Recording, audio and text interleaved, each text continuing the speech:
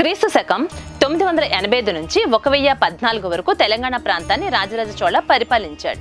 వేములవాడ నుంచి శివలింగాన్ని పార్వతి నుంచి వేరు చేసి తంజావూరుకు తరలించినందుకు గాను తెలంగాణ ప్రజల మనసు కలిచివేసింది.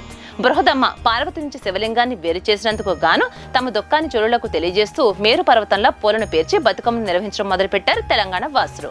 పర్వతం త్రికోణాకృతిలో ఉండడంతో అలాగే తయారు చేసుకుంటూ వస్తున్నారు. ముందుగా తంగడి ఆకులు పూలపళ్ళెంలో లేదా తాంబూలంలో పేర్చుతారు. ఆపై తంగడి పూలకట్టలు పేర్చుతారు. మధ్య మధ్యలో ఇతర రకాల పూలను ఉపయోగిస్తారు. ఈ అమరిక ఎంత పెద్దదిగా ఉంటే అంత అందంగా ఉంటుంది. ఇలా పేర్చినటువంటి బతుకమ్మను గృహంలోని దైవస్థానంలో అమర్చి కొవ్వొత్తులతో అగరొత్తులతో అలంకరించి పూజిస్తారు. ఇక సాయంకాలం అందరూ తమ తమ బతుకమ్మలతో ఒక చోట చేరి వాటిని మధ్యలో పెట్టి వాటి చుట్టూ తిరుగుతూ పాటలతో గౌరీదేవిని కీర్తిస్తూ పాటలు పాడతారు. అలాగే అందంగా ముస్తాబై ఆటపాటలు ఆడుకుంటూ తెగ మురిసిపోతూ ఉంటారు ఆడపడుచులు. ఇలా చాలాసేపు ఆడాక బతుకమ్మలను చెరువులో నిమజ్జనం చేస్తారు. ఆపై ఆ పళ్ళెంలో తెచ్చినటువంటి నీటితో ఆడవారు వాయనమమ్మ వాయనం అంటూ వాయనాలు ఇచ్చిపుచ్చుకుంటారు.